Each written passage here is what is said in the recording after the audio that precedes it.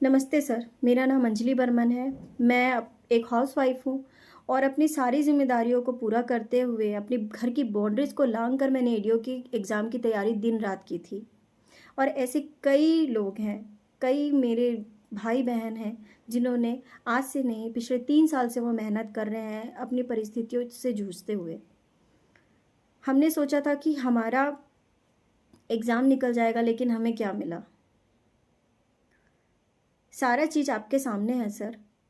हम तो फिर से मेहनत करके एग्ज़ाम देने की बात कर रहे हैं। हमने ये नहीं कहा कि हमें वापस से पास कर दीजिए क्योंकि हमने मेहनत की, हमने एग्ज़ाम दिया है। बस हम यही चाहते हैं कि ये गड़बड़ी ना हो आगे जाकर, और किसी भी युवा के साथ या ज़िंदगी के साथ खिलवाड़ मत कीजिए। प्लीज़ हमारी विनती है आपसे कि आप एडीओ का एग्ज़ाम फिर से कर दीजिए। जय जोहार, जय छत्तीसगढ़। मेरा नाम राकेश चंद्रवंशी है। मैं एक विद्यार्थी हूँ। अभी हाल ही में एडीओ का एग्ज़ाम हुआ था। एडीओ का एग्ज़ाम में हम लोग शामिल हुए थे। एडीओ के एग्ज़ाम होने जैसे भी फर्स्ट मॉडल आंसर आया, हम लोग तो उत्साहित थे कि हमारा सिलेक्शन हो रहा करके। फिर व्यापम का फाइनल मॉडल आंसर आता है। फाइनल मॉडल आंसर में 12 क्वेश्चन विलोपित होता है। विलोपित होने के बाद 6 क्वेश्चन ऐसा होता है जिसका डबल से तिरबल आंसर, तिरबल से 4 आंसर किसी में ले लेता है। उसके बाद भी 3 क्वेश्चन ऐसा जिसका आंसर चेंज कर देते हैं। आंसर चेंज करने के बाद भी अभी भी ऐसा 7 क्वेश्चन है जिसमें भी विसंगतियां हैं। अब इस रूप को देखने के बाद हम कल्पना नहीं कर सकते कि हम लोग करें तो करें क्या। फिर हम लोग रिजल्ट के वेट कर रहे थे। आज कल रिजल्ट आया, कल रिजल्ट आया। रिजल्ट आने के बाद हम लोग देखते हैं तो हमारा रैंक इतना पीछे है। जब हम फर्स्ट मॉडल आंसर आने के पहले हम लोग कर रहे थे कि हमारा जो सिलेक्शन होगा टॉप 10 में रैंक होगा करके, लेकिन आज हमारा जो रैंक है बहुत पीछे चले गए। ऐसा क्यों हो रहा है हमारे साथ? व्यापम चाहता क्या है? आप 100 क्वेश्चन में 28 क्वेश्चन को आप गलत ले रहे हो, फिर आप बोलते हो कि मैं सिलेक्शन का रिजल्ट दे रहा हूं करके। तो हम लोग क्या करें? हम जो पढ़े लिखे हैं वो करे तो करे क्या? कहां से पढ़े, कैसे पढ़े, आप ही बताइए। अब हमारे साथ व्यापम छल और कपट किए हो, और एक बार नहीं अनेकों बार हो चुका है आपके साथ। आप ऐसी कर रहे हो हमारे साथ। हम करे तो करे क्या? अभी हम लोग आंदोलन किए थे। आंदोलन करने के बाद ही 1 दिन 2 दिन नहीं हुआ, आपने रिजल्ट जारी कर दिए। ऐसा क्यों किया? माननीय हाईकोर्ट में हम लोग पिटीशन दायर किए हैं, आप उनका भी वेट नहीं किए। आज हम जो बोल रहे हैं, ये बोलने के बाद हमारा जो अंदर रोना है इसको कौन स्वीकार करेगा? हम बता भी नहीं सकते हमारे अंदर क्या बीत रही होगी ये बात। हम क्या बताएं अपने फैमिली में? कि हम अपने फैमिली में ये बताएं कि हम लोग पढ़ रहे हैं करके, और पढ़ रहे हैं तो ये रिजल्ट आ रहे हैं करके।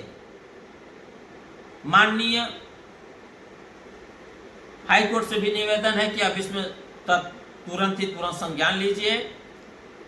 और माननीय गृह मंत्री पंचायत विभाग ग्रामीण माननीय विजय शर्मा से भी निवेदन है कि आप इस पे तुरंत संज्ञान लीजिए। और जितने भी विद्यार्थीगण से उनसे भी मेरा हाथ जोड़ के निवेदन है कि आप सामने आइए, प्लीज अपने हक की लड़ाई लड़िए। ये समय आ चुका है व्यापम के लिए लड़ने का। ये आज हमारे साथ हुआ है, ये कल आपके साथ भी होगा। आप ऐसे घर बैठे देखिए मत, लड़िए, अपने हक की लड़ाई लड़िए, और लड़ना पड़ेगा ही आपको।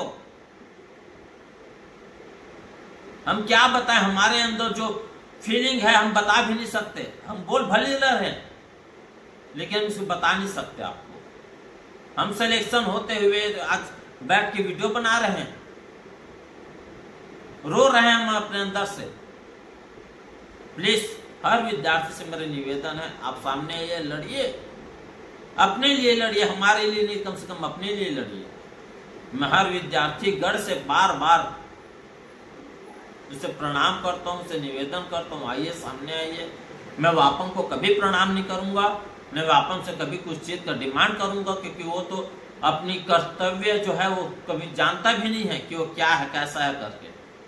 वो तो नासमझ से भी बहुत ऊपर है, परे है। वो कितना भी समझाओ तो भी नहीं समझ पाते।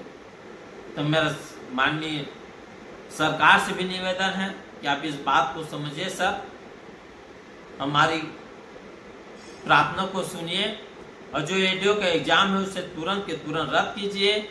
जो रिजल्ट आए उस रिजल्ट पे तुरंत रोक लगाइए और एक नए सिरे से एग्जाम करिए। आप सबसे प्रणाम है, निवेदन है, मैं इससे ज़्यादा कुछ नहीं बोल सकता। और हम अपनी लड़ाई तो इतना हक से लड़ेंगे, चाहे कुछ भी हो जाए, हम इस लड़ाई को लड़ते ही रहेंगे। जय जोहार, जय छत्तीसगढ़। नमस्ते। व्यापम ने हम सभी एस्पिरेंट के लाइफ को हल्के में ले लिया है। इनसे 100 क्वेश्चन भी सही से नहीं बन पा रहे हैं और ना एक बार में सही से इन लोग मेरिट लिस्ट जारी कर पा रहे हैं। अभी हाल फिलहाल के एग्ज़ाम्स को ही देख लीजिए, कितनी सारी गलतियां हैं, कितना कुछ है, इतना मतलब इसका और इसको भुगत कौन रहा है? हम सब एस्पिरेंट भुगत रहे हैं। ऐसी गलतियों को देखते हुए भी अगर हम लोग नज़रअंदाज करेंगे ना तो फिर हम लोग नज़रअंदाज हो जाएंगे। इसलिए मेरा मानना है, ये सबको देखते हुए ऐसा लग रहा है कि हमारे हित के लिए हमारे अलावा और कोई सामने आने वाला नहीं है। इसलिए प्लीज़ आप सभी से निवेदन है कि आप सब सामने आइए और व्यापम जो भी गलतियां कर रहा है उसके खिलाफ आवाज़ उठाइए, ताकि व्यापम को अपनी गलती मानना पड़े और अपने आप में सुधार करना पड़े। और सुधार करना बहुत ज़रूरी है। जब तक वो व्यापम खुद में रिफॉर्म नहीं लाएगा तब तक फिर ऐसे ही चलता रहेगा। कृपया कर सब आगे आइए, आवाज़ उठाइए। मेरा नाम संजय सिंह है। मैं एडीओ की तैयारी 4 साल से कर रहा हूँ, बट इस व्यापम की गलती की वजह से मेरा सिलेक्शन रुक गया है। इसमें 21 क्वेश्चन इधर उधर हुआ है, 12 क्वेश्चन विलोपित, 6 क्वेश्चन का डबल आंसर और 3 क्वेश्चन का आंसर चेंज हुआ है। उसके बाद भी 5 क्वेश्चन में विसंगतियाँ पाई गई है। टोटल 28 क्वेश्चन इधर उधर हुआ है। मेरा व्यापम और सरकार से अनुरोध है, इस एडीओ की परीक्षा को तत्काल तौर से रद्द किया जाए।